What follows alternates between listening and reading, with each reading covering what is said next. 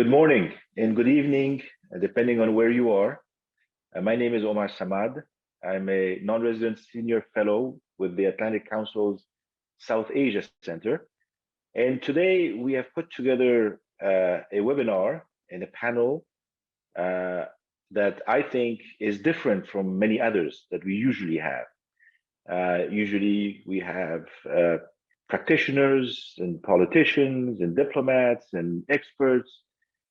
Today we have a combination of all of that, plus the fact that they represent the viewpoints and the opinions of Afghans who are on the ground or who are very much in touch with what's happening on the ground. And I'm very happy to have with us today 4 of those individuals, 3 of whom are on screen right now, but then the 4th hopefully will join us soon. And we will try to go beyond the usual issues and try to get a feel for what is happening inside Afghanistan today and what is happening around Afghanistan and concerning Afghanistan and its future. As we all know, the country is sort of in a limbo right now, and people have to cope or in my opinion, in a survival mode. And this is why we've entitled this webinar, Coping and Surviving, Insights about Today's Afghanistan. The situation on the ground is dire for 35+ million Afghans. The Taliban are in control of the country, but have yet to codify or legitimize their own rule. They have not been recognized as of yet by any country. They're seeking that recognition. And they're also, it seems, busy resolving some internal issues amongst themselves. The economy, as we all know, has tanked. There is no liquidity. Assets are frozen. And yesterday, again, the United States announced that it does not intend to unfreeze those assets. Salaries cannot be paid in most cases. Even trade with Pakistan, an important neighbor of Afghanistan, has been taken hostage by politics or other reasons that we are not aware of. And the country is facing severe food insecurity and bankruptcy. As we speak, there is a gathering of about 10 countries in Moscow under the Moscow format. The focus there is obviously on how to assist Afghanistan and how to make sure that it remains stable and secure. And there's no talk of recognition as of yet, per the discussions that are taking place today on Wednesday. So the world also obviously is watching. There are those who are busy with still the evacuation issues. But when we talk about evacuation of Afghans, we're talking about, I think, 0.5% of the Afghan population. There are other countries that are repositioning themselves for the next stage and trying to figure out what the next stage in Afghanistan and the region would be from a geopolitical perspective, especially. And there are those who probably have lost some level of interest in what is happening in Afghanistan. But the region is very concerned, and obviously the people of Afghanistan are very concerned. So having said this, I'm happy to welcome our guests today. And I will introduce each one briefly, and then we will go into the discussion, which hopefully will be an open discussion, interactive discussion, and one that will scratch the ground as much as possible. First, I would like to welcome Ms. Pashtana Durrani. She is joining us from Kandahar. She's an educator, and she's the executive director of LearnAfghan Global. She's also a writer and a columnist. She's a youth representative for Amnesty International and the Malala Fund Education Champion. And Pashtana has been in the media lately because of her work with in the education sector with girls and boys in areas where there are certain restrictions. She will tell us more about her work and about the opportunities and challenges that she faces. But we are very happy to have her with us and listen to her perspective. We also have with us today a very well sought after and well-known analyst on Afghanistan issues, Ibrahim Bahis, who's joining us all the way from Melbourne, Australia. So Ibrahim, thank you for staying up late, and hopefully we won't keep you awake for too long. But your view is very important to us.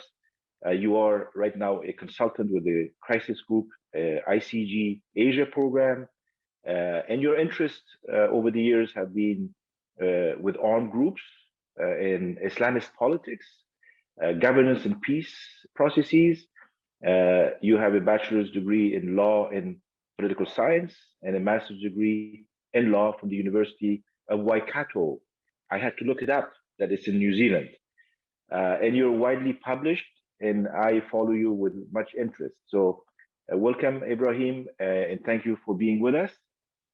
We also have with us today Dr. Haroun Rahimi, who's joining us from Rome. He was, and I hope that at some point he will be again, a professor of law at the American University of Afghanistan. He was also a visiting scholar, and is right now a visiting scholar at the International Institute for the Unification of Private Law in Rome.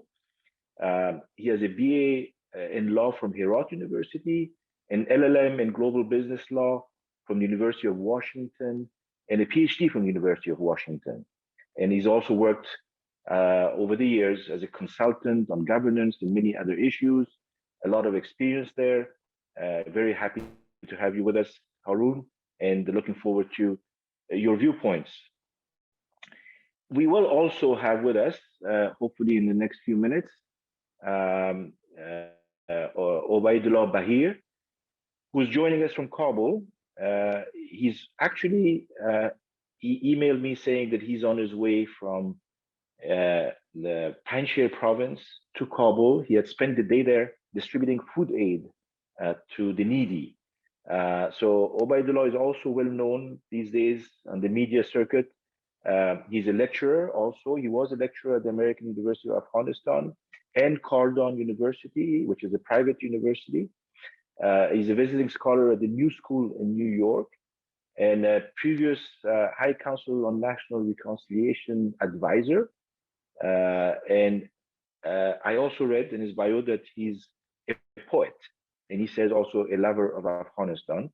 But nowadays, aside from being an analyst, he's also a humanitarian, and they collect funds and they help people who are in need in both rural as well as urban settings. So very happy to have Obaidullah with us today as he's on his way back to Kabul. Let me start, if I may, with a larger perspective on what is happening right now and with Mr. Bahis, and ask you to set the background for the big picture, if you would.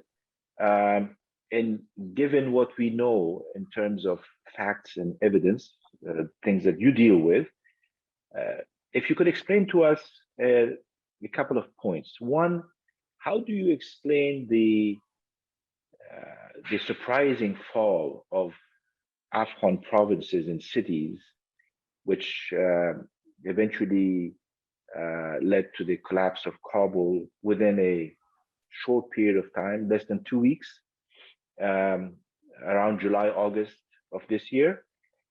And how do you explain also the inability or unwillingness of the Afghan security forces to fight, despite the fact that the previous government was having a huge, sort of promotion of those forces, and assuring people that it was ready to resist the Taliban. And the third point, not making it too difficult for you, is how do you assess the failure of the Afghan peace process? So first, with the collapse and the loss of Kabul and the provinces, please. Thank you so much, Ibrahim. Thank you. Let me start by saying it's a privilege to be part of such a distinguished panel with panelists who have dedicated their lives to working for peace and prosperity in Afghanistan. In terms of the first part of the question, the rapid collapse of the security forces, I would say that the speed with which the Taliban were able to take over Afghanistan caught almost virtually everyone by surprise, including the US, the Afghan government, obviously, and even the Taliban themselves. We know this because most of these have indicated or hinted that they were surprised by the speed of collapse. That's not to say that there weren't pundits out there who kind of prophesized such a rapid collapse. And a lot of the contingency planning around post-withdrawal Afghanistan did factor in a possibility of a rapid collapse. But to see this government and state that was built over 20 years unravel before our eyes at the speed with which it did, I think just it was both humbling for analysts, but also for Afghans. It was a deeply personal journey, I would say. What explains that rapid collapse? I mean, there's too many factors in there. Some of them, if we can briefly point out to it, this wasn't, in many ways, when we look at, with the benefit of hindsight, when we look at this collapse, it wasn't just, it wasn't out of the blue. There were factors in there for many years in the making, which led to this eventual crumbling. This included the endemic corruption and widespread corruption in the Afghan government, especially including in the security forces.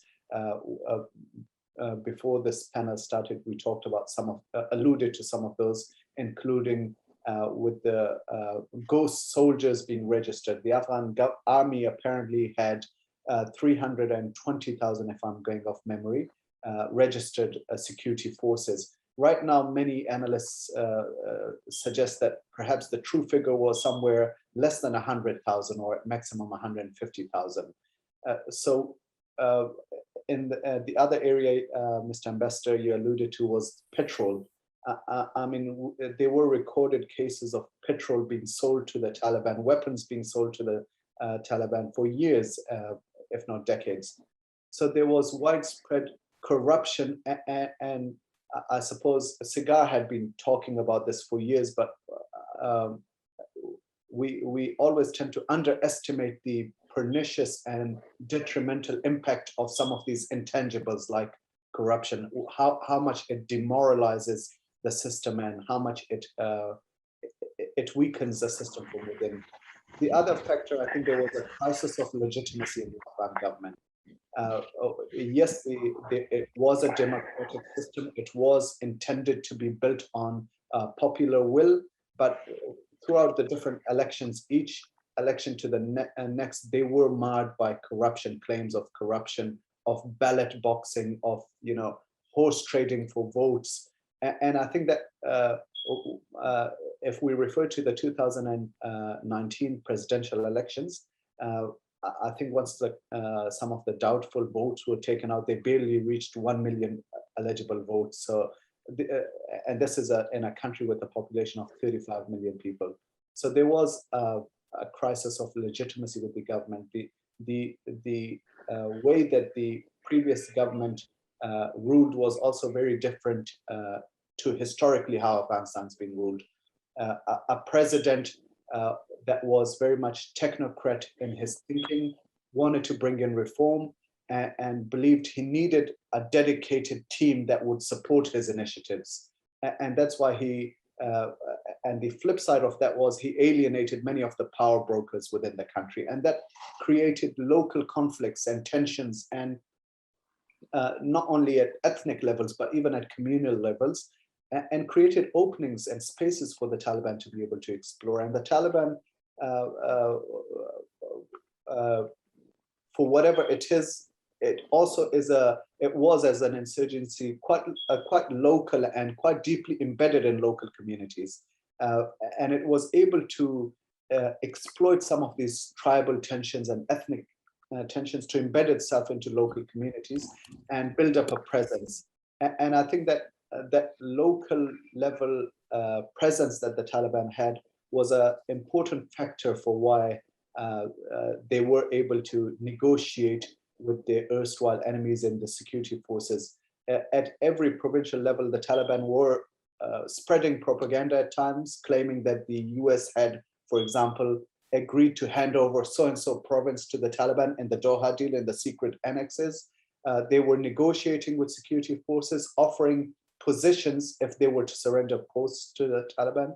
And they were offering promises of safety and security for many security forces if they surrendered and laid down their weapons. The Afghan security forces, in some cases, and referring back to that first point about corruption, they were fighting for months without receiving salary.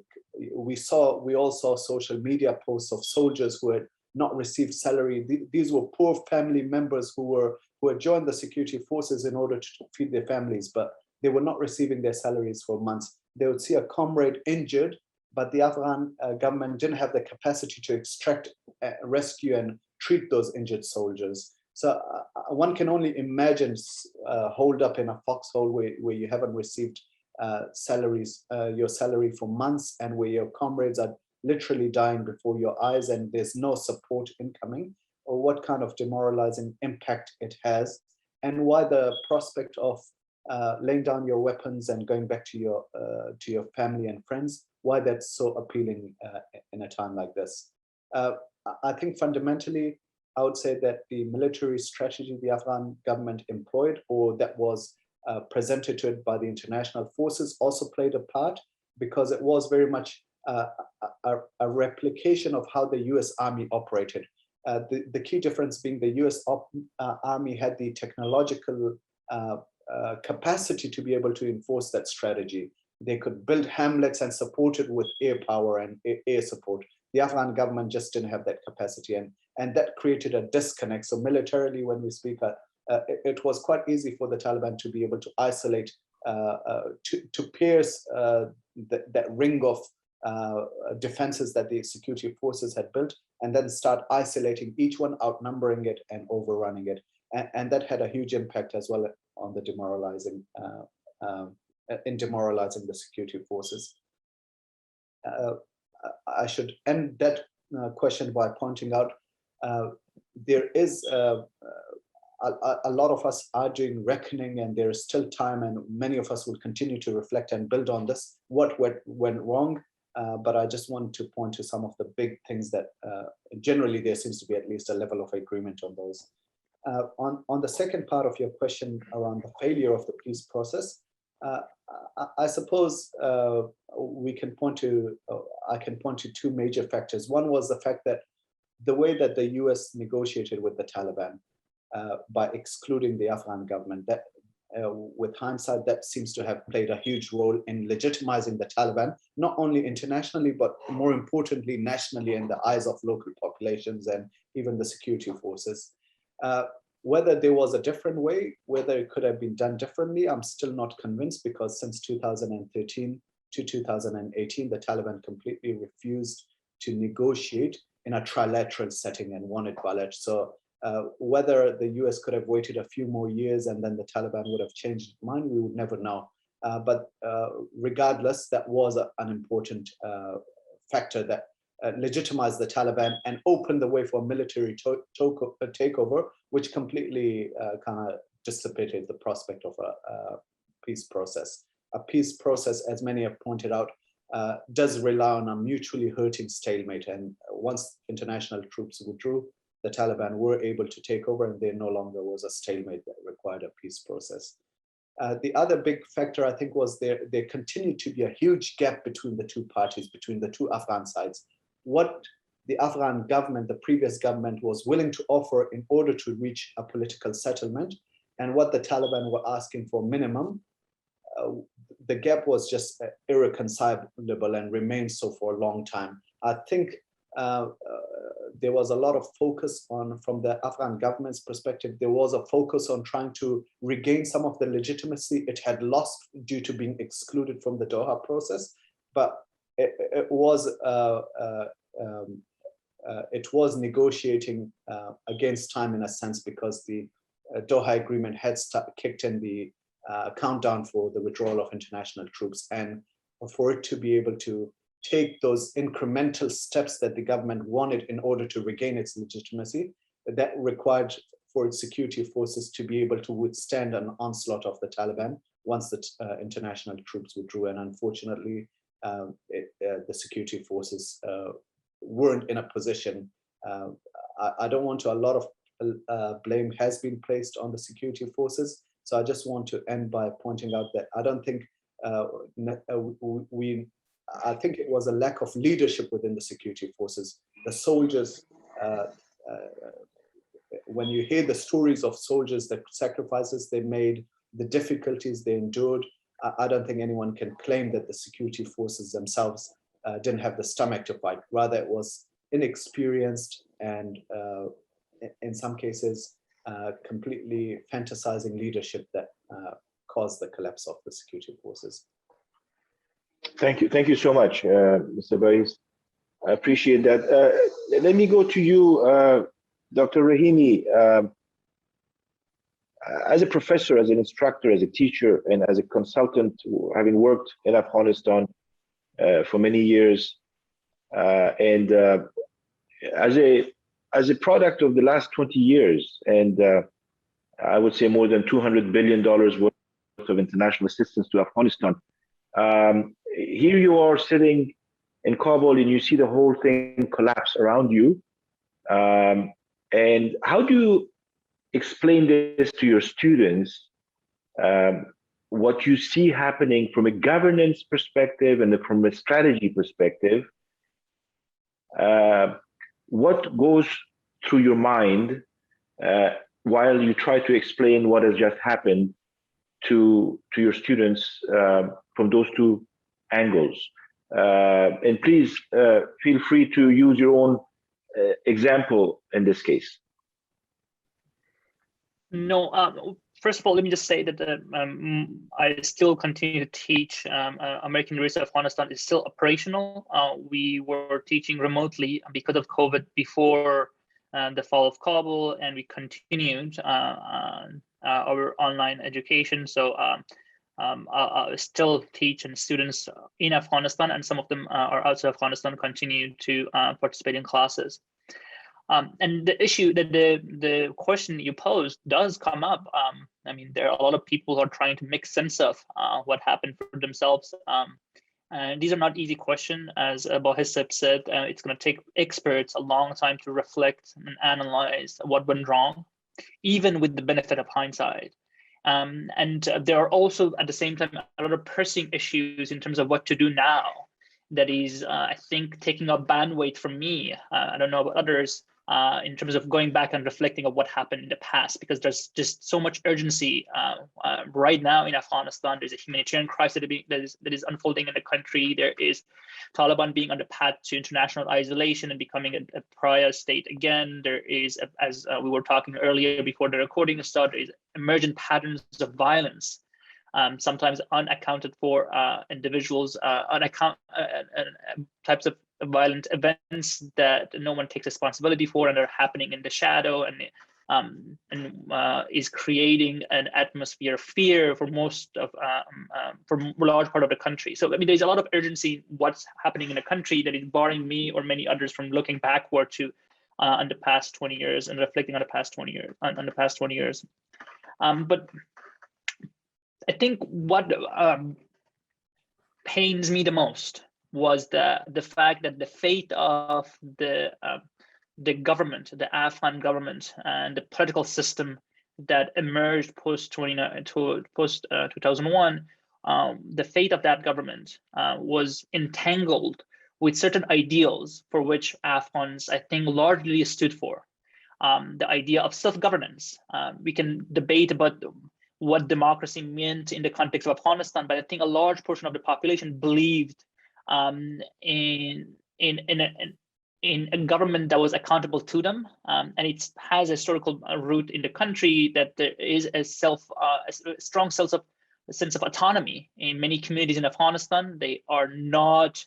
Afghanistan is not very much used to direct authoritarian rule, even historically. I mean, Afghanistan had autocrats and dictators, but they, for nothing else, for lack of capacity, they were not really able to directly control people's lives. So there has been a sense of autonomy and at least communal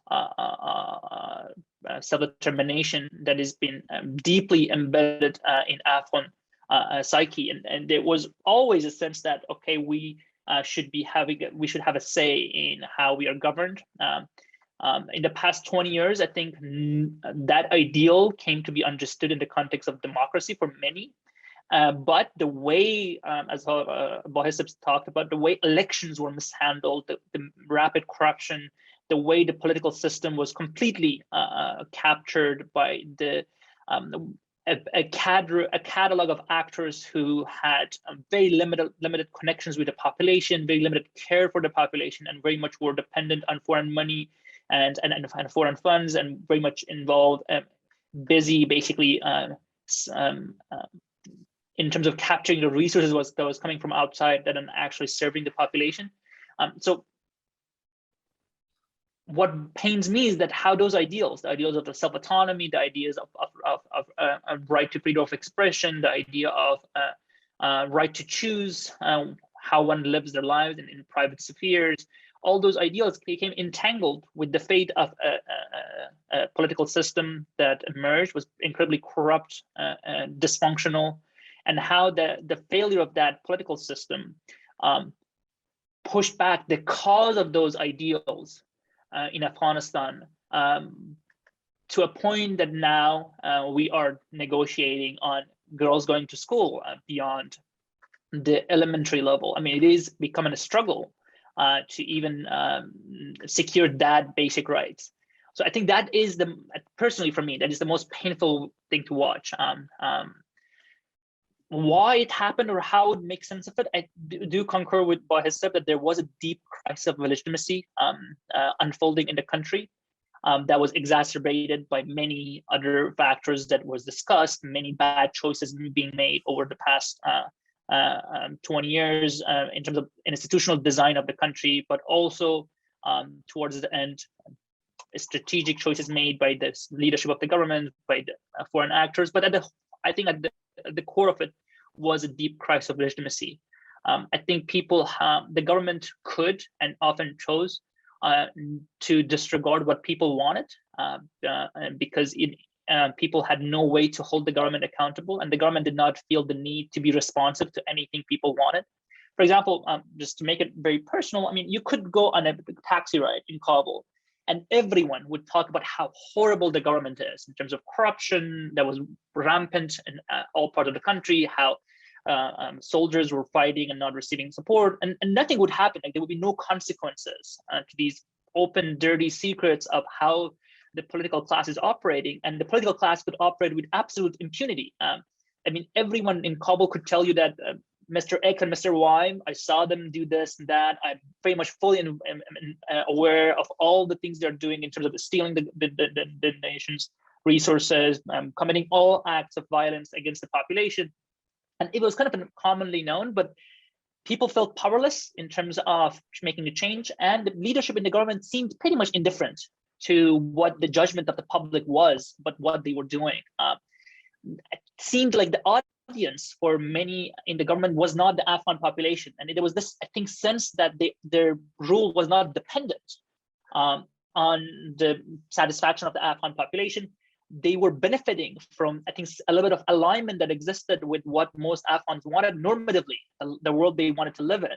and the ideal that the government claimed to represent, but there was a deep disconnect with how the government was actually operating. So I think the government was receiving a lot of cover internationally and domestically by saying the right things, or often claiming to represent the certain ideals that were, I think, very much international community wanted for Afghanistan to work towards their ideals, and many Afghans wanted those ideals to actually be implemented in the country, but in reality, completely ignoring them. I mean, the presidents of Afghanistan, if you take any measures that have to do with democracy, women rights, any measures, you would see contradictory behavior. If you look at actual behavior and policy, not what they were saying, not what they were saying, it just shows you that there was not really no deep conviction on these matters, at least not convictions that would be translated into actions and policy. So I would say that the deep crisis of legitimacy, please. Sorry to cut you off, but to what extent we do know what the malaise was internally and with the Afghan governance system and leadership, but to what extent do you think that the international community that was providing 70 to 75% of our operational budget and funding this government at very high cost was also responsible because at the end of the day they had a big role to play as well, or were they content with what was happening?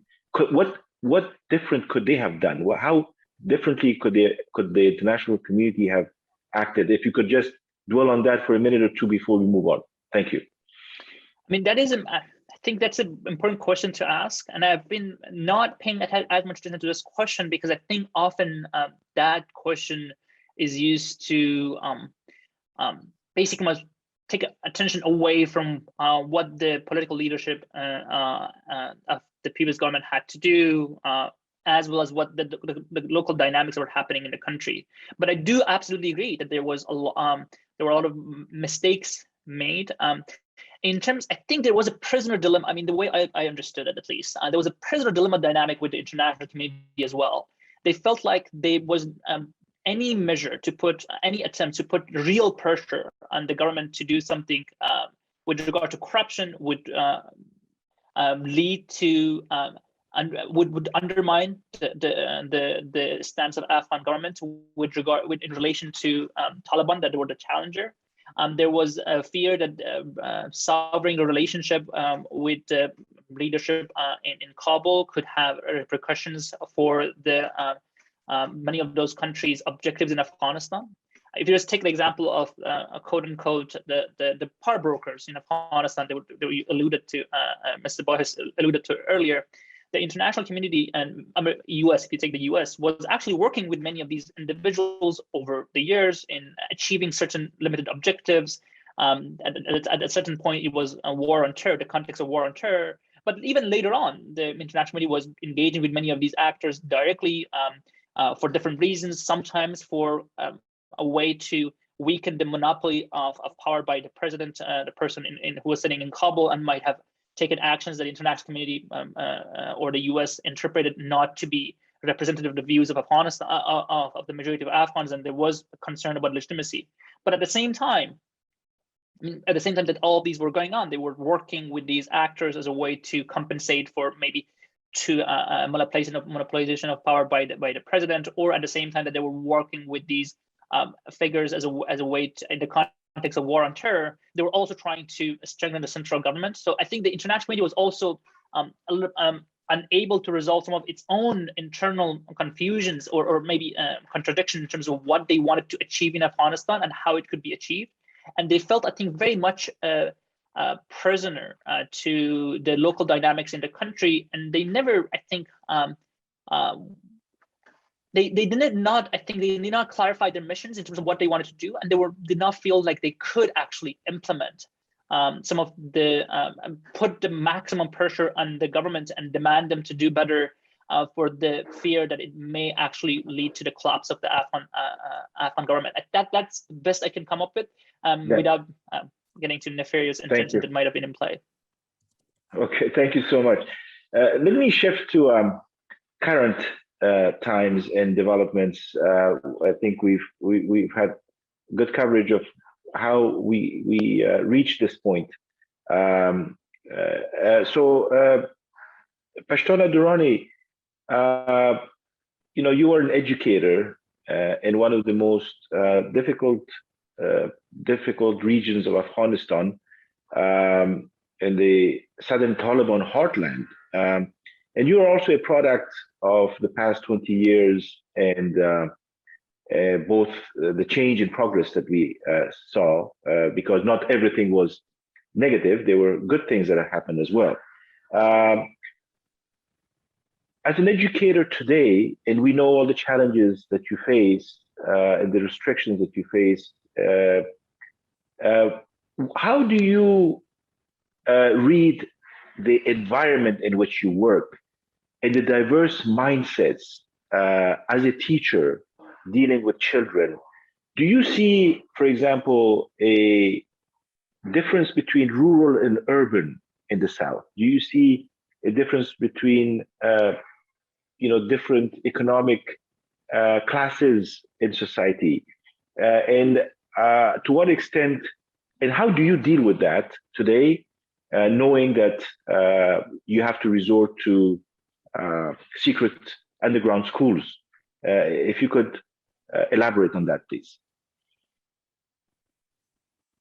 Thank you, Samartip. That puts it right in place when you ask that question, exactly about how do we deal with these different economic classes that people are so terrified of answering right now, because somehow everyone in Afghanistan is caught up in conflict, no matter what their class is right now. But you have to see the privilege, you have to give the privilege check, and excuse my informal language when I say this, because this is something that we need to talk about. I come from a tribe where we have given 2,300 soldiers from one district, and it is a very less populated district, a border district. So we lose people in a crossfire border. We also lose people in army because they were poor and they were supposed to enroll in enlist in something that would pay with less education. So they go for army. And then apart from that, it's a district. I'm just giving you an example of Maruf for one reason, because I'm well educated on that end. And when you talk about Maruf, your children are either enlisted in the army or in the Taliban. And then there are people, the leaders, who are selected or picked by the government of Karzai or Ghani, and they're taken to Kabul. And then they get money. And that money never makes it to Maruf, Maruf doesn't have electricity, not even today. We don't have a single school that is functioning, not even today. We don't have a single health clinic that's supposed to be functioning. In the past 20 years, we were supposed to have 2 clinics, one LISA, which is 12th grade school. And apart from that, we were supposed to have electricity, water supply, and roads, right? And we don't have any of those things right now.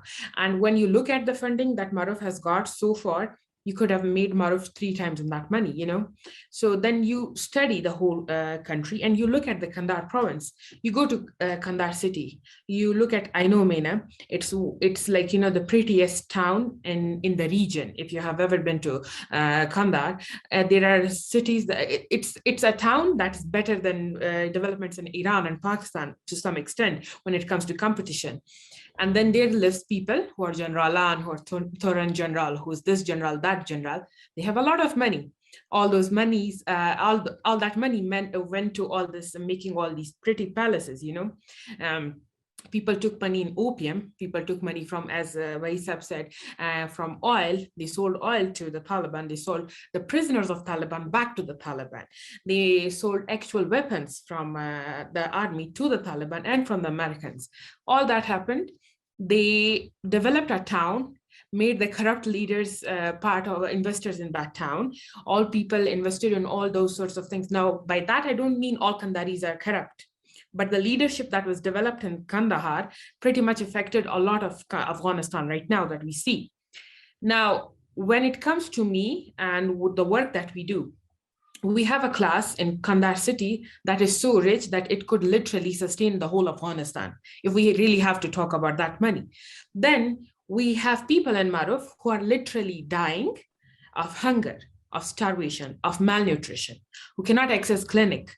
WHO says that 80% of Afghanistan and Afghans can access healthcare if they just from like a 2-hour drive. Maruf is actually 5 hours drive from Kandahar city. The roads are not actually made. The clinics, if you reach them, it's a rush hour, so you can't access the doctor directly. Most of the time, we lose women in the way. So talk about development, talk about all these different classes, but we tend to forget the fact that Afghanistan is somehow ruined by its own people and the international community all together, like in a together scheme. Now, when we talk to the children from Maruf, they don't care if we enroll them in school. I'm going to be very honest. As an educator, I'm going to be very honest. They'll pick up arms for anyone as long as they're paid. They are not starving. And that's where the Taliban took the advantage. They enlisted more people. That's where they took more people in their army, young boys who are now probably Fidayan that we call, and they are pretty much killing themselves for the Taliban. The government, they alienated. They didn't take in the people of Maruf or any other district in confidence, didn't even try lending a helping hand, didn't even try reaching out to them. Just because one Khan or Mashar comes from Maruf doesn't mean you have the support of whole Maruf. People need food to survive. People need healthcare to survive. People need education to survive. And this is coming from someone who is the daughter of the Khan, right? So I just don't want to tell you that, okay, no, because I don't come from that background. I come from that background. I have seen it. I have lived in the privilege and I see it. I can access school because my father had money. They cannot access school. They cannot access platforms like these that we are talking about. So when we talk about girls right now in Kandahar, every other girl that you meet, they cannot talk about their schooling openly. They cannot even share it with their own parents. They're too scared to talk about their own opinions. In my culture, we don't talk about opinions. If you are talking about school politics, you're literally a loudmouth and you're not supposed to be talking all that, and you're not supposed to be doing that, because respectful girls don't do that.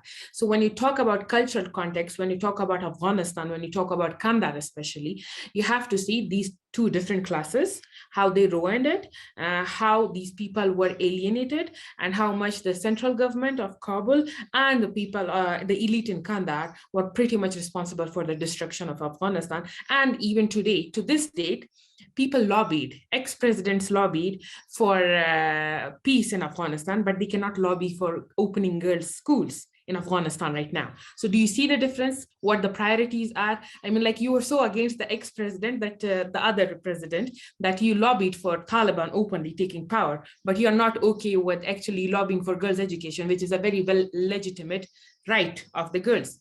So you always have to understand that in Afghanistan, most of the things that are happening to us are because of our own people, because of our own leaders who are too much corrupt to even focus on all those things. And that's the reason there is a huge disconnect between the children, the youth, and the elites who actually run the country. Thank you. Thank you so much for that very candid and honest answer, Pashtana.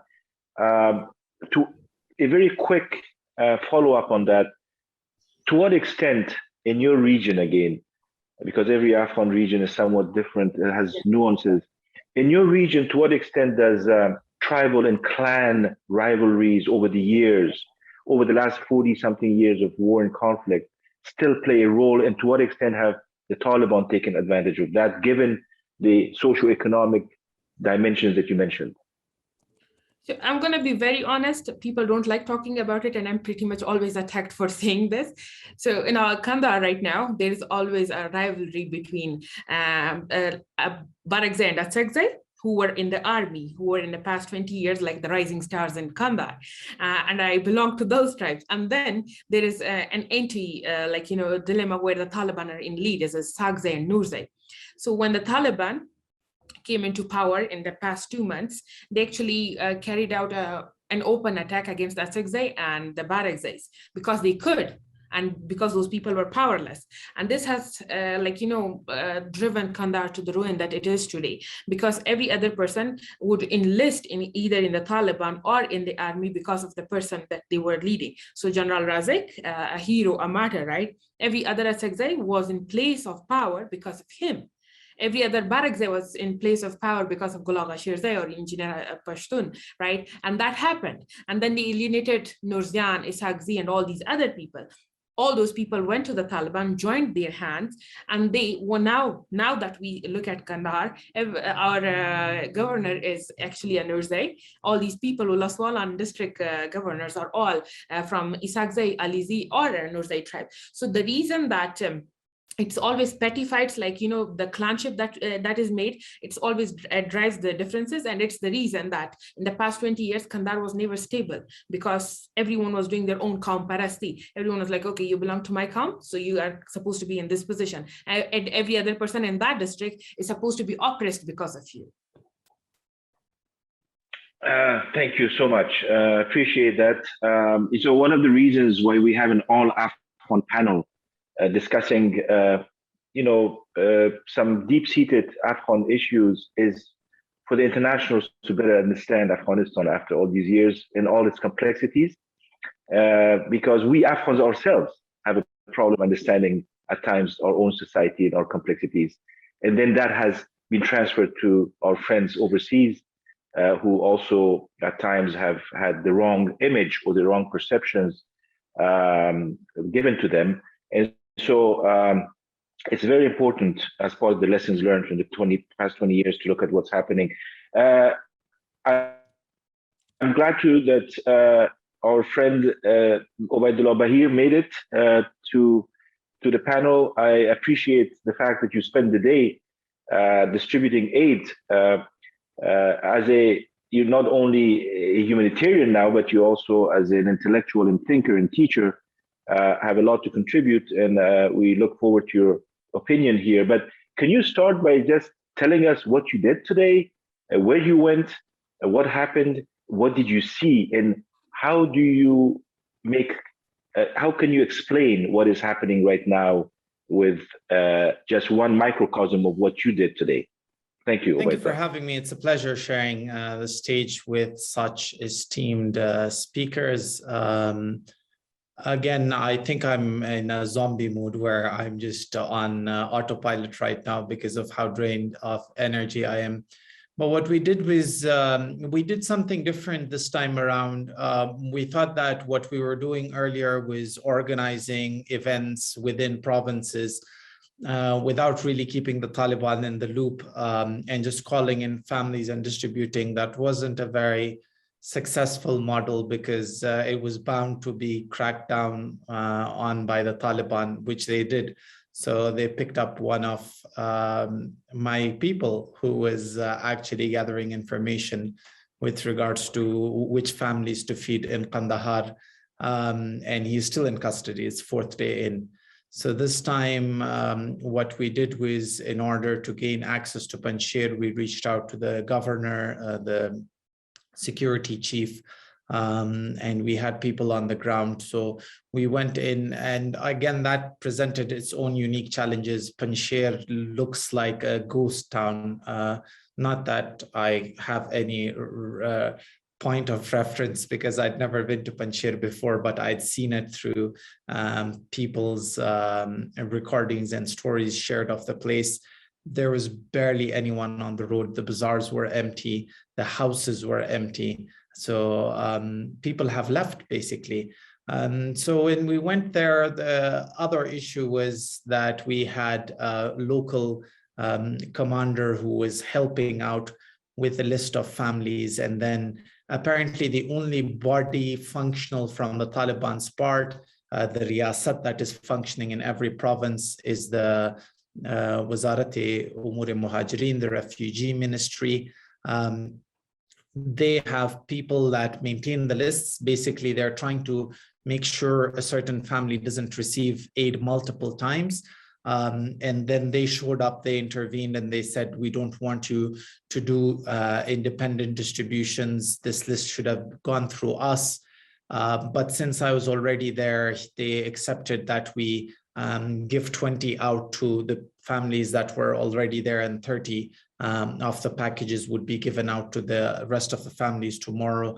So I thought that was interesting, that there was some sort of mechanism or protocol that was being introduced. The guy was actually very respectful. He kept saying, I would kiss your hands for helping my people.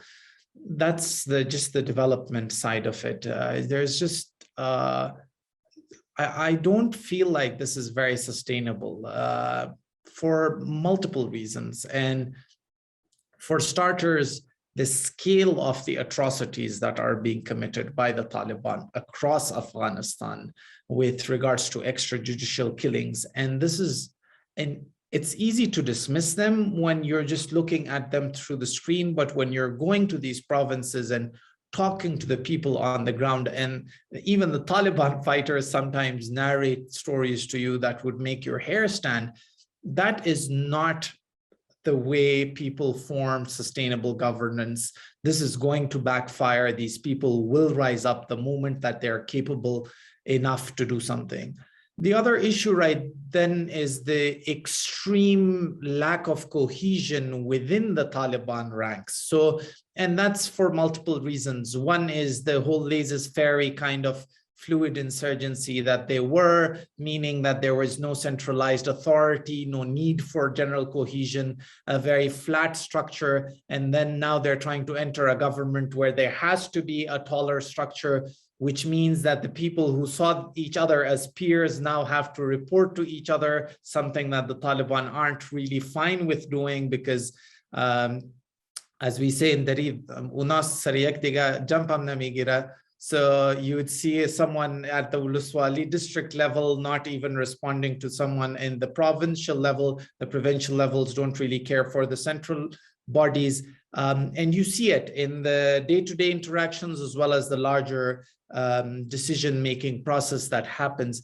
And that sort of makes it very difficult to expect them to learn to manage themselves in this governance role. Lastly, there's like an absolute absence of governance skills. And look, and here the whole discussion about who to blame also gets involved. So with regards to what the government did, right, we do understand that if Ashraf Ghani had played his cards right, maybe there would have been a transition, maybe we still would have had some sort of elites left, educated urbanites left, and then there could have been middle people, that moderates that could have negotiated for our rights. All of that didn't happen. But the question also remains, had they not left, or had all of this happened, would the Taliban have really kept these people who were capable and technocrats within those posts? Because right now, the whole governance system is being approached as a spoils of war system, where everyone is being given and appointed something because of their contribution into the war. And here's the tricky bit where I come back to the aid. And by the way, Pashtana, I will have to contact you with regards to if there are actual families that you think are desperately needy. I think we can send out aid to 50 to 60 families if your organization can help out. So the tricky bit right now is, who do we as independent social workers work with?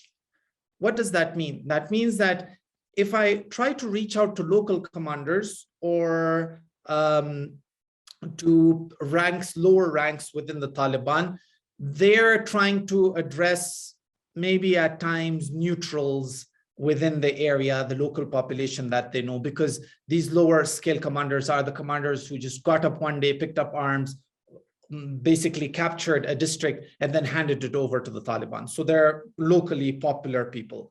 Or do you go and have an interaction with the higher Taliban leadership, the Ministry of Immigrants and Refugees, and then they supply you the list? What happens there is the top priority will always be given to Taliban members and Taliban fighters. And that's extremely unfair because they're probably the only ones that actually have jobs right now in Afghanistan, right? Even if they're not being very well paid, but at least there's some sort of income happening there. So, or do you work independently where you risk being on the bad side of the Taliban, the whole political communication and bridging the gap thing it becomes problematic. So do you see the dilemma? Like every direction that you choose has its own pros and cons. And honestly, I don't have an answer for it. It's just something that's bewildering me as well. And it takes up a lot of your energy because you want to spend energy on doing the stuff rather than thinking about it. And when it's taking so much time to think about these things, you really aren't left with much energy to do the actual things. Thank you, Ubaidullah, for that very realistic and down to earth and close to earth and ground reality check. There's a lot to be learned from this. I'll come back to you in a minute or so.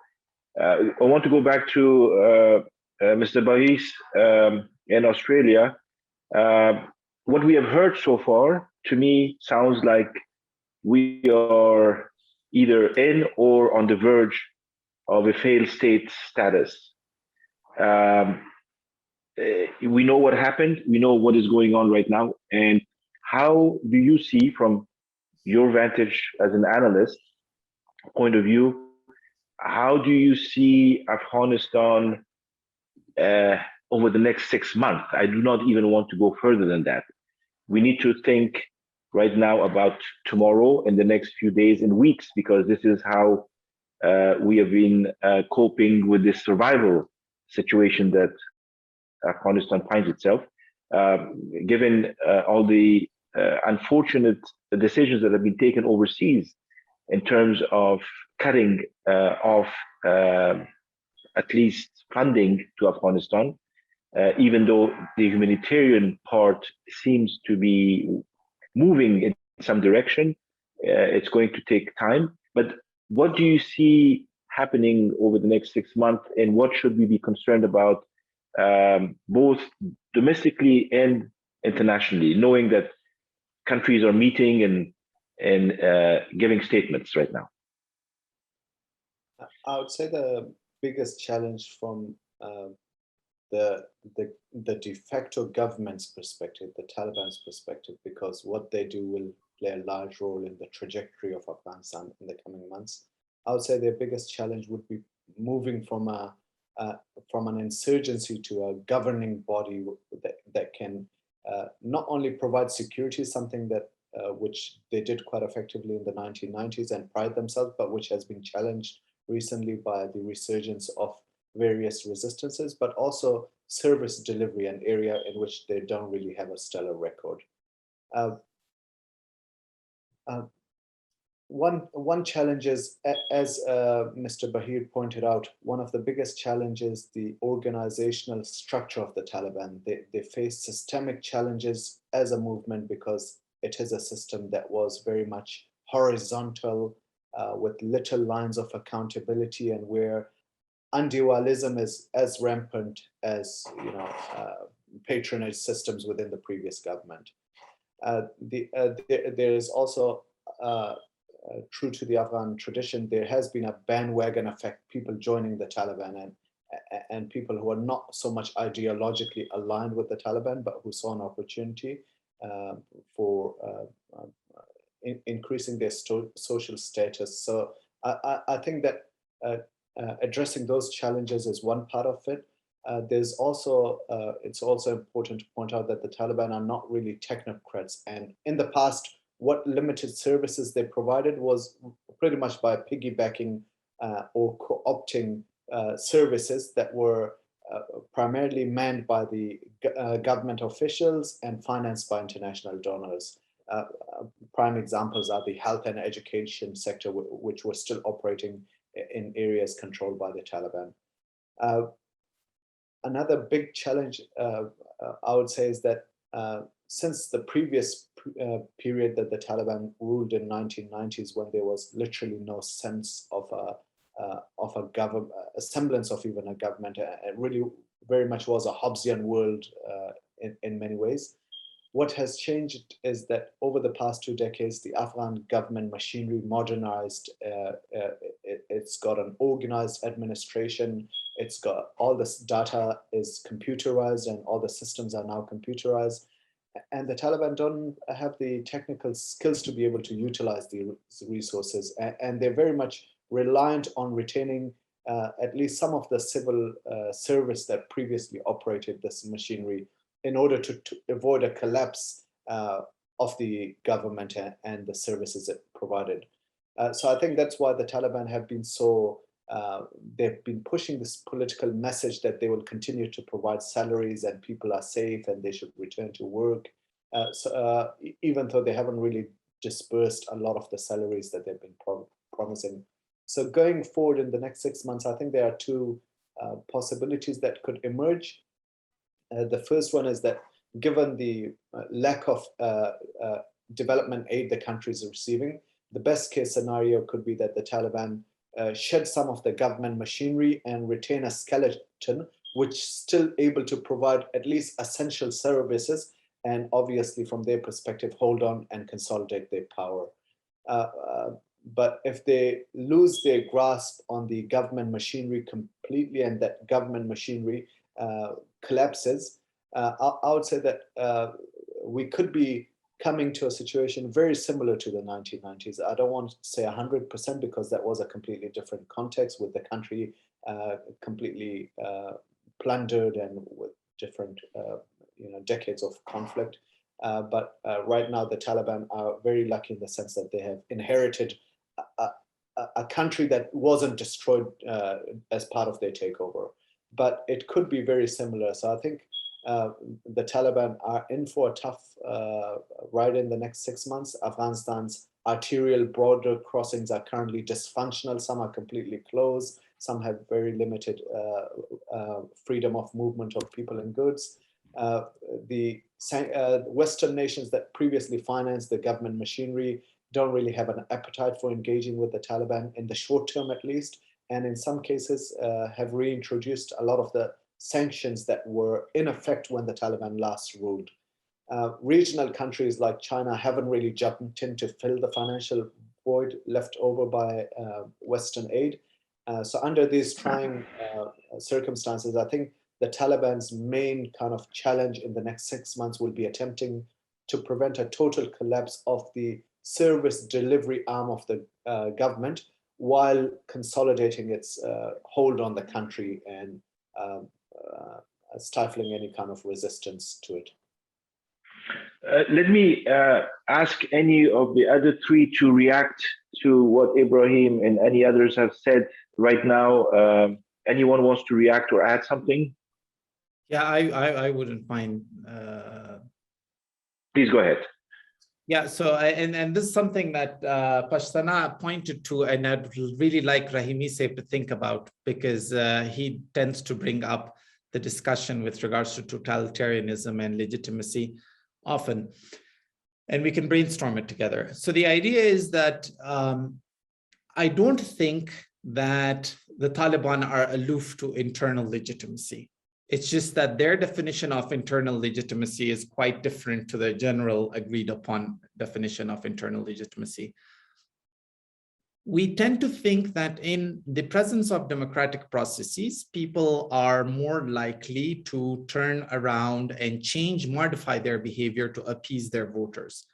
But I would like to think that even within totalitarian movements, especially ones that are more theocratic in nature, they tend to be more reliant on the approval of their own ranks, especially the whole fungibility thing and the reputational cost associated to certain actions. And here, I'd want to think about, is there a difference between the presence of a religious marja or the non-presence of it? What I mean is that at least in Shia Islam, at least in Orthodox Catholic Christianity, there's always a central body, right? You refer to them, they are the ultimate authority, they're the viceroys of God, and they speak for them. What happens in Sunni Islam is that your imam down the road, he has the jurisprudence authority of declaring something right or wrong, asking for civil disobedience or displeasure with a certain system.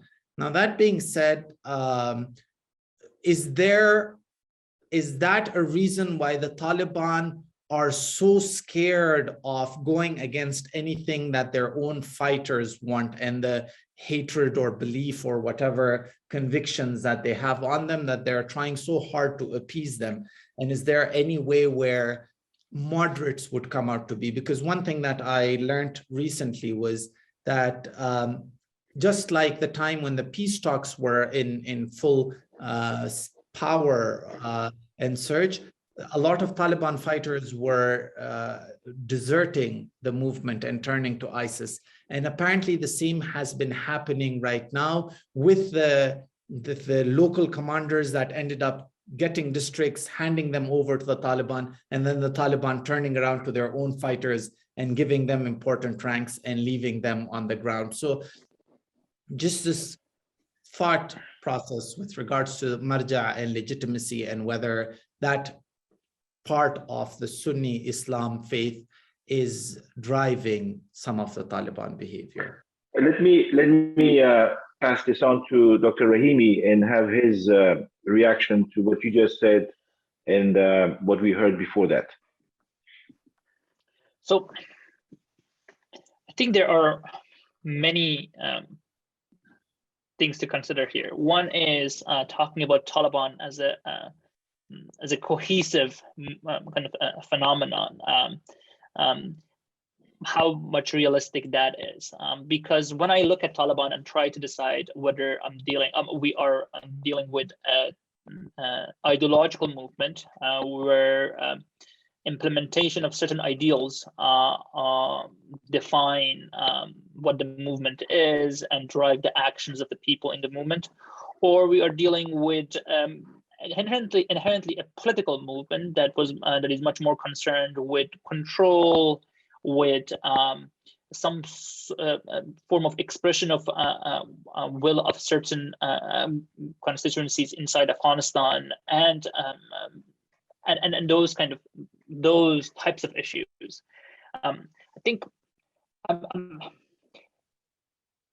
I don't have an answer for that yet, but I think some people people tend to don't appreciate the both aspects at the same time, and I think we have to kind of do it, because I hear some people emphasizing the ideological part to the exclusion of the pragmatism that Taliban have demonstrated.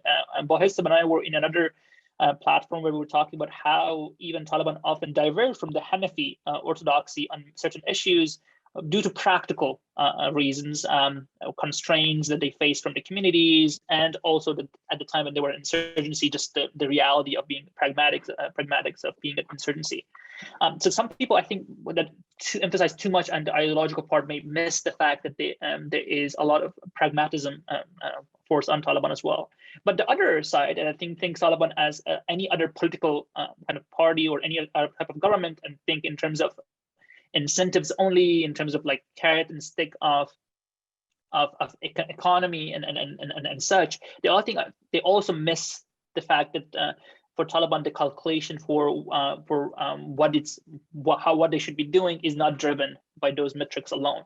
So I think the challenge is with regard to every decision or every aspect of what Taliban do, when we look at it, try to understand how ideology would interact with pragmatism, and how we can make sense of those decisions within these two competing framework of understanding Taliban. The other point I think I would like to maybe touch upon is the fact that what victory meant for Taliban, I have no idea, or at least I haven't formed my views as to what victory looks like to an ordinary, if that's possible, an ordinary Taliban, like what would victory would look like. I sometimes think that the best metaphor for victory for many Taliban fighters might have been the restrictions on women presence in public spaces. The best metaphor for victory might have been exclusion of ex-government or ex-regime people from all political spaces. I think the metaphor for victory for many might have been the exclusion of what Bahir said, talked about, technocrats, the people who were vilified over the past 20 years by the Taliban actively. I think that may be a very good metaphor for victory for many Taliban fighters, in comparison with the overall peace and security, improvement in governance and economy. So if I was trying to make sense of how Taliban would define victory for themselves and look at like the views from below the movement, I'm kind of hesitant to say that okay, they won. Their priorities or the metaphor for victory is a government that is functioning well. I think that may not be, that may be a misunderstanding of what victory represents for the Taliban. And lastly, I would just say that I agree with Bahir and Bahir that some people often have this vision of Taliban as being very hierarchical structure, and there is people at the top who, due to their religious credentials or maybe their jihadi credentials, they call all the shots, and everyone is kind of a very faithfully obedience to whatever they say, because often they portray themselves as being very much dedicated to their leadership. But I think that misses the point, as many were highlighted, that it was not how Taliban were operating. Maybe at the time there was not as much tension because there was a lot of alignments when the Taliban had very narrow focus. Now that there are many things that Taliban are trying to do, and there are many more problems, new problems that need to be solved, that structure that was underpinning that alignment is coming under a lot of tensions. And now the question is, if you change the structure of operation, how it would affect the cohesion and kind of strong alignment that existed.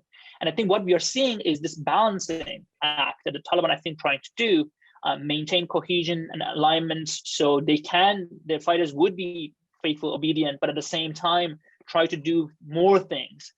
They haven't proven to at least an outside observer that they are capable of doing much more than they did when they were in insurgency, or operating differently than they were in insurgency. Just because I think the structure is not just a matter of know-how, do things differently. I think the issue is that if they do things differently, they may risk endangering some of the alignments that made the force and made Taliban who they are in terms of very strong kind of cohesion, or very much this idea that there's not a lot of differences between leadership and the fighters. Okay, thank you. Thank you. We have about 10-12 minutes left, and I do want to go to a last question to all of you. Before that, I want Pashtana and Ibrahim to each give us a quick reaction to this. Pashtana, from your perspective there in Kandahar, dealing with just, let's say, the education issue, do you see these divergences? Do you see these rifts? Do you feel them in terms of practicality, pragmatism versus, let's say, ideology or faith-based pulls and pushes, as well as to what extent do you see, for example, this notion of moderate versus more radical elements? How does that play into an issue like education, for example? When you look at southern Afghanistan, especially, I can't talk for the whole of Afghanistan, but southern Afghanistan, Taliban were recruited on two things. A, if you need money, come join us. We're going to give you 15,000 Pakistani rupees. B, if you don't want your women to end up in infidels projects and become part of those projects, become infidels, westernized, take up that ideology, come join us. First part, rural areas had to go, and rural areas people had to go and join them because of poverty. Second, in the house, when there was one breadwinner, the third or the fourth person joined it, A, because they thought, okay, I have to protect my honor, which is my sister, my mother, tomorrow my wife, and my daughter. These people are going to come inside our house. They're going to take up everything, and we don't want that to happen. We don't want our women to be going on TV and talking about stuff that is supposed to be inside home, that is supposed to be very sacred. The third and the fourth boy joined the same way in the Taliban. Women started going to madrasas, and they started crossing border more, and they started enrolling in madrasas there for 8 months, 8 years. There are courses that are like longer than 12 years for women, actually. And they had this whole situation in the past 20 years. And now you put that into the current situation. Right now, when you talk about pragmatism, that's not happening in Kandahar, not at least in Kandahar. Right now, they just don't want to alienate their own people, their own fighters. That's the reason they are targeting NDS operatives that were ex-NDS operatives. That's the reason that teachers are still being harassed at the moment in Kandahar. That is the reason that schools are not open, although it's open in Zabul or in northern areas, but they are not open in southern Afghanistan right now, which is Kandahar and the Helmand mainly. You see, you look at all those things, you see the fact that every time we do a distribution, of course, we have to do it in secrecy or like, change places and whatever. But every time we do it, every time we do that, we are afraid, what if they come? And they don't force you into stopping the distribution. No, they ask you to give the distribution to, as Bahir said, to other of their, fighters or commanders or whatever are in those ranks, because they don't have money. So you have to understand, when it comes to southern Afghanistan, they are more into pleasing their own fighters. That's the reason public health is not functioning, maternal health care is not functioning, schools are not operative right now. When you look at Kabul and then you look at Loy Kandahar, they want to hold on to their army, their comrades, their people. On Kabul level, when you see all these photo ops, when you see all these tweets from Zabiullah Mujahid, Jalal or whatever, or even Sohail Shaheen at times, you see roads being made and pictures being up on all that and girls going to school. That is to appease the media, international media, appease the international governments, fish for more legitimacy, for more aid. So you have to understand that they are pragmatic, but on that level when it comes to Kabul, but they still want to keep their strength because Daesh is still active even in Kandahar right now, right? They just attacked a Shia community. So you have to understand that they are fighting against an insurgency. They have to hold on to their own foot soldiers in practicality, and they need more money to sustain that, right? They're not uniform government. So in practicality, they are still appeasing their own foot soldiers. Daesh is coming from the southern side of the borders right now. And most importantly, they don't have the money to sustain all those things. So yeah, not opening schools, but also acting that they will open schools is the actual example of what they are doing right now.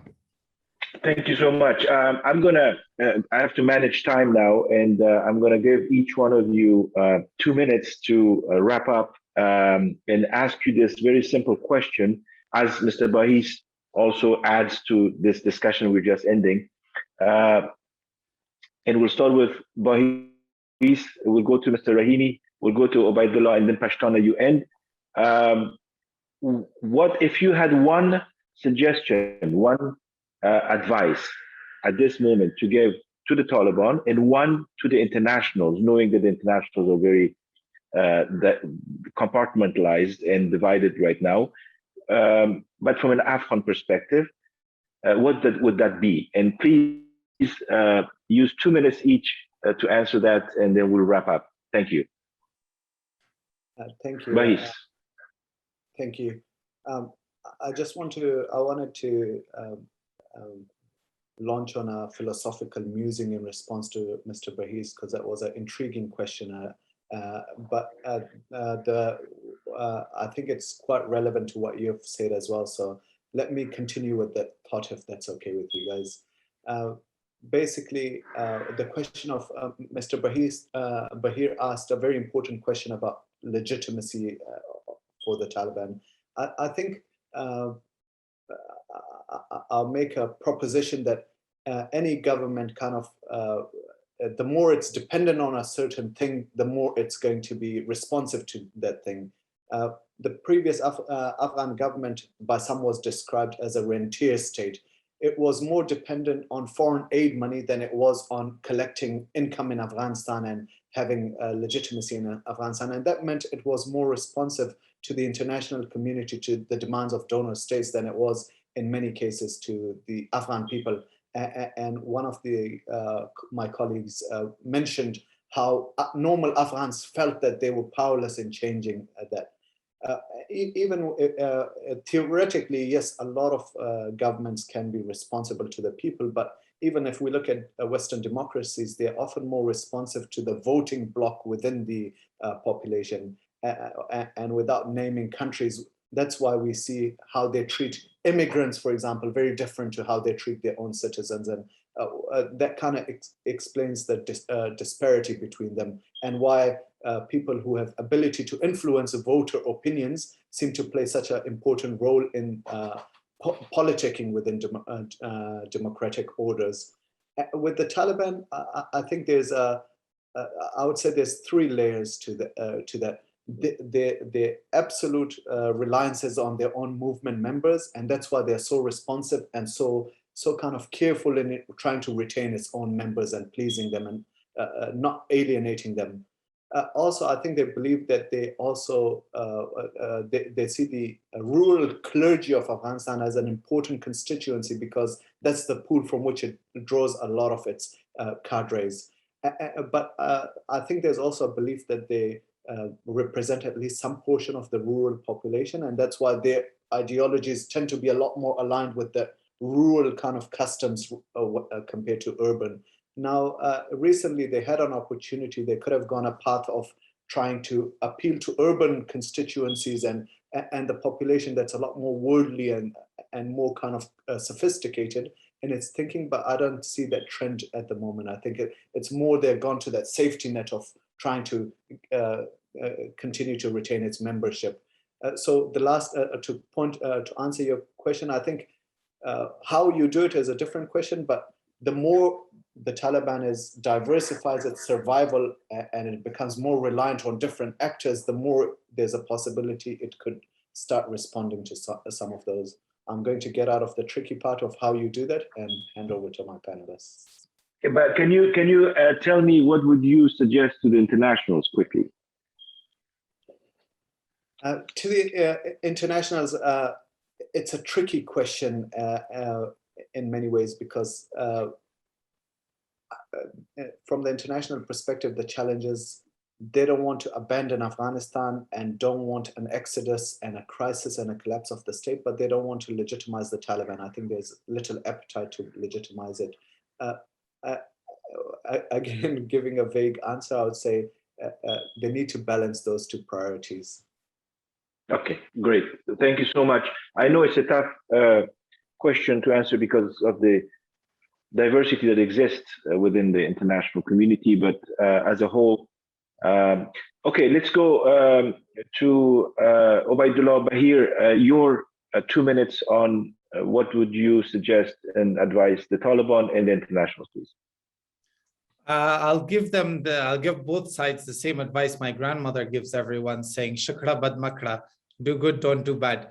But on a more serious note, I think for the Taliban, it's really important to understand the importance of time, and that means that they don't have forever. They cannot live two parallel realities at the same time, including there is an emir, there isn't an emir, including I am ideological, I am political, and so on and so forth. At some point, they have to really choose and decide who they are.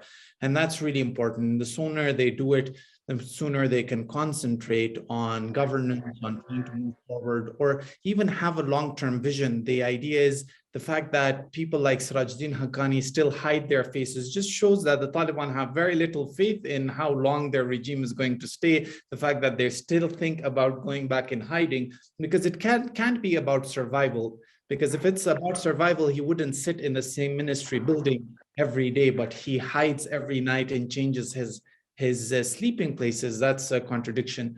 For the international community, I'd like to say that do not imagine international aid organizations as parallel governments. That creates more problems than it solves. There has to be some sort of working relationship with the Taliban.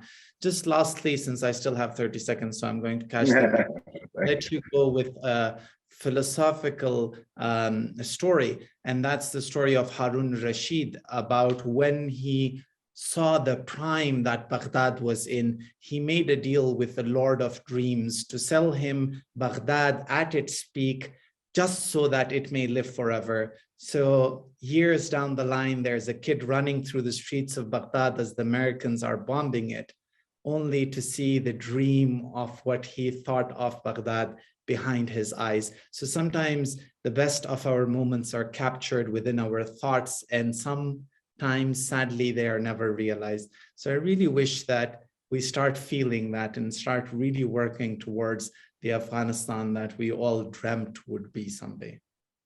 That's very wise. Thank you. Haroun Rahimi? I was going to talk about the problem of time, but Yusuf touched upon that. But I think there's still something to be said about the fact. I mean, some people come out, and I think it kind of captures the problem of the moment. Say, okay, look at the government that was formed right after 2001, right? Was it really inclusive? And if you reflect on it, it wasn't. Was it merit-based? No, I mean, I'm from Herat. Ismail Khan, almost with no kind of no technical knowledge, was made the Ministry of, Ministry of Water and Energy, not the first cabinet, but later on, soon after. So this, and Taliban basically saying, okay, I mean, they were constituencies that were empowered by the Taliban, by the government, by the US taking over Afghanistan, and they had to be accommodated in the political regime that emerged. That's why you had the cabinet being split up between different power holders, and that's what we are doing as well. Why is it that the demands of inclusivity are being like put differently on us?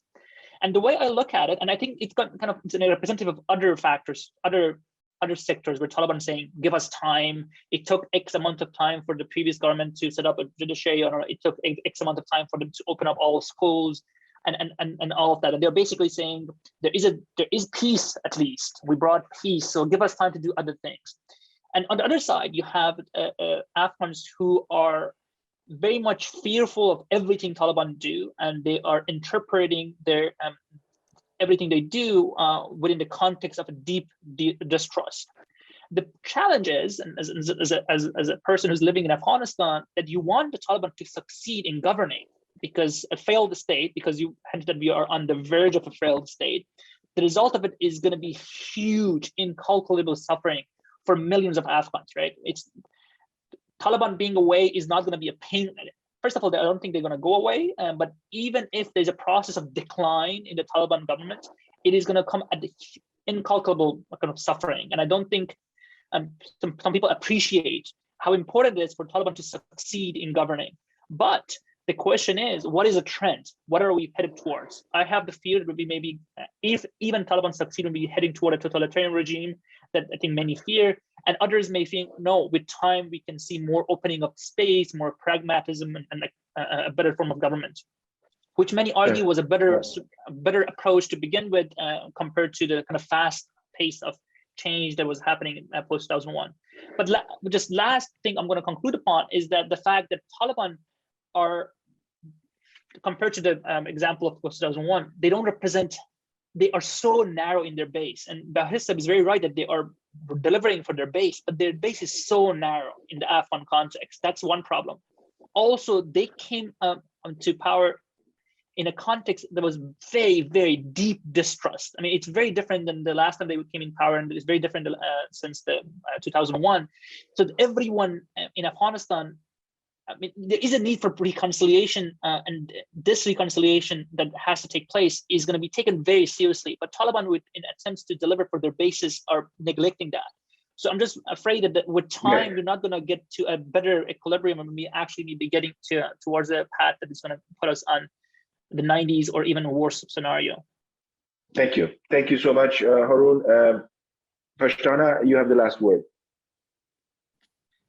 I think the panelists summed it up very nicely. I would just want to end it with a very candid note that when it comes to the Taliban, they're no more running gangs or cartels or an insurgency for the regional partners where they had safe havens. They're running a country, they're leading it. So maybe act like one, act like a leader for once at least, and stop pleasing people. In government, you don't please people, you serve, you deliver. That's the first thing, and they need to understand that. They're no more mullah in a masjid. They're literally running districts and provinces and the whole country, and they have to act like one on that end. I hope they do understand that. That's the first thing. The second thing for internationals, which is very important right now, is the fact that don't make us Yemen of Asia, at least Central Asia for now. Don't make us a poverty porn where you bring all these PR campaigns where you do what you did in Burma. Don't do that to us.